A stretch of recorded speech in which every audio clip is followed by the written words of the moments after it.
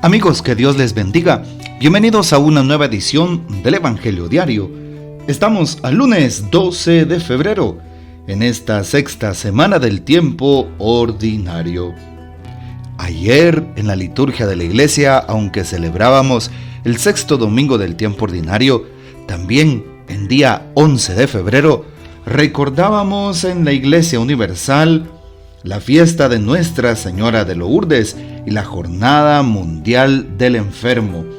Así que qué hermoso saber que nuestra Madre sigue estando en la vida de toda la Iglesia. Sí, porque es un 11 de febrero de 1858 cuando Nuestra Señora se le aparece a Bernardita de Suburrius, allá en la gruta de Masbiel, en las rocas, en la cercanía de Lourdes, y le dice: yo soy la Inmaculada Concepción, certificando y ratificando el dogma que 4 años antes, en 1854, el Papa Pío IX habría proclamado para la Iglesia Universal. Así que pedimos la intercesión de nuestra Madre Santísima, la Virgen de Lourdes, abogada de los enfermos. Bueno, hoy vale la pena también saber que recordamos en la liturgia a Santa Eulalia en 12 de febrero. Santa Eulalia fue virgen y mártir. Así es. Hoy entonces, esta joven mártir española, que en los mosaicos de San Apolinar Nuevo de Rávena está representada entre otras 2 mártires adolescentes, Santa Inés y Santa Cecilia. Parece que es la misma persona de nombre Eulalia entre las 2 santas, que el martirologio romano conmemora el 12 de febrero y el 10 de diciembre. La primera venerada en Barcelona habría padecido el martirio bajo Diocleciano del 284 al 305. La segunda mártir en Mérida durante la tetrarquía, Maximiano, Constancio, Diocleciano, Galerio, del 292 al 305.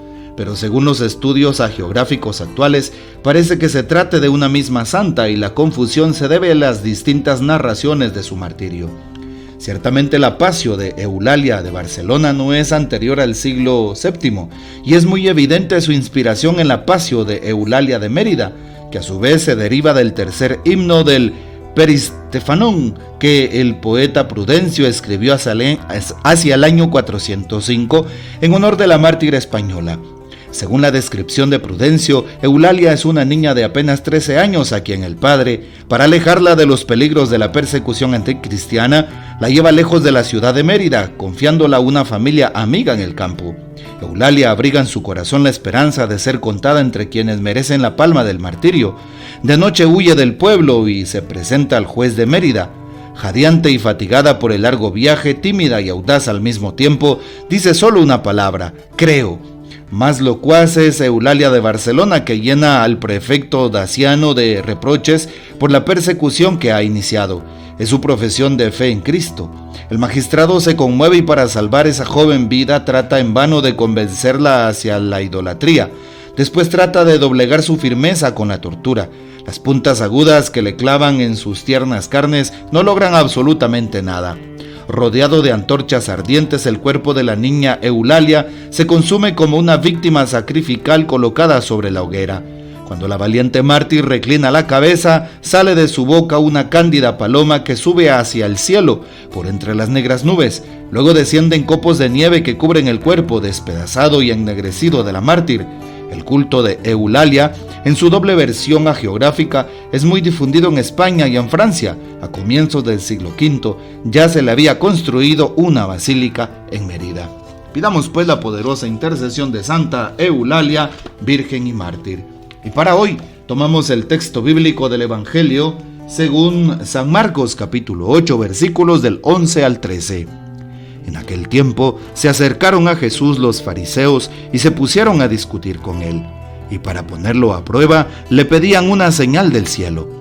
Jesús suspiró profundamente y dijo: ¿por qué esta gente busca una señal?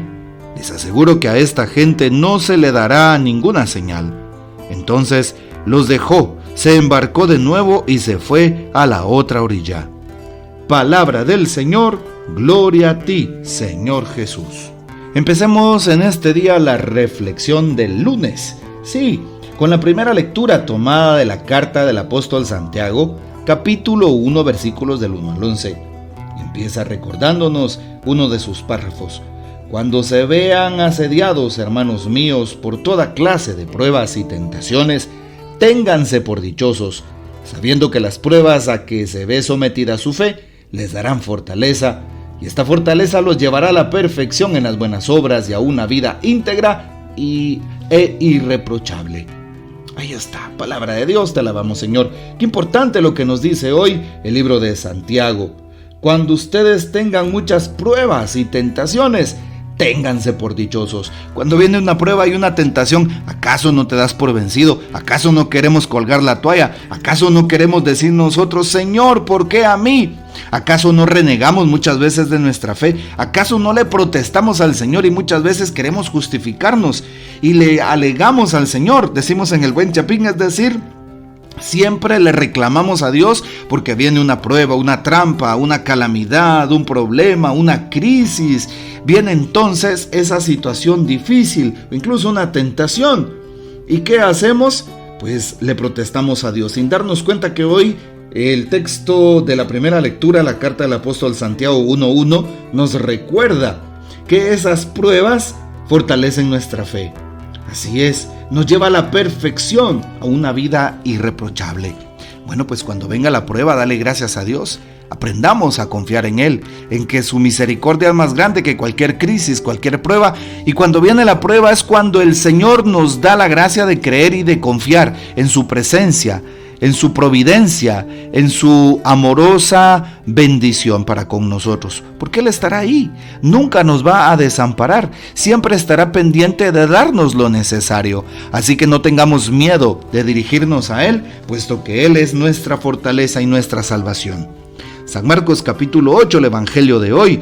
Se acercan a Jesús los fariseos y para variar se ponen a discutir con él. Los fariseos siempre señalan a Jesús, tratan de ponerlo a prueba, juzgan a Jesús, lo buscan pero no para escucharlo y que su enseñanza se haga vida, no, para escucharlo y así ponerlo a prueba, y así ver en qué falla, en qué se equivoca, para señalarlo, para juzgarlo, para ponerlo siempre a prueba. Y por eso le pedían una señal del cielo. Le decían a Jesús que les diera una señal para poder creer que Él era el Mesías. Y claro, sabemos que su corazón estaba endurecido. Su corazón no era auténtico, no era sincero. Buscaba otras cosas, sus propios intereses mezquinos. Y por eso Jesús suspira profundamente y dice, ¿por qué esta gente busca una señal? No se les va a dar ninguna señal. Así es, y deja con esa incógnita a los fariseos y maestros de la ley. Se embarca a otro lugar. Muchas veces le pedimos una señal a Jesús. ¿Cuántas veces probamos a Dios? ¿Cuántas veces queremos hacer tratos con Dios diciéndole, Señor, dame esto que te pido y yo te doy aquello? Hago este novenario, pero si tú me das. Siempre queremos hacer ese tipo de tratos con Dios, porque los hacemos entre nosotros los seres humanos sin saber que con Dios no se hacen esos tratos. A Dios se le trata con gratuidad y le decimos, Señor, que en nosotros se haga tu santa voluntad. Por eso cuidado con los católicos. Cuando decimos yo, por ejemplo, ¿verdad? Hay unas frases que se dicen, yo declaro, por ejemplo, ¿sí? Me recuerdo de esa frase en este momento y pues nosotros no podemos decir eso, debemos de decir, Señor, que se haga tu voluntad, Señor, hágase en mí según tu palabra, como la Virgen María, sí, yo declaro, yo decreto, no, es que no es mi palabra, no es mi voluntad la que va a hacer las cosas, es la voluntad de Dios y no podemos en ningún momento decir eso, estaríamos en contra de su voluntad, ¿verdad? Y tendríamos una actitud protestante. Así que cuidado, pidámosle al Señor que nos dé la gratuidad de su presencia y que nosotros aprendamos a buscarlo en las cosas tan ordinarias del mundo, y no a pedir grandes señales del cielo, sino en lo ordinario de cada día encontrarnos con Él. Incluso en el rostro ordinario de cada persona encontrarnos con Él, en la necesidad del otro y ayudándolos desde la caridad fraterna, desde la misericordia, encontrarnos con Él. Esta es la invitación que se nos hace a la luz del Evangelio que hemos escuchado.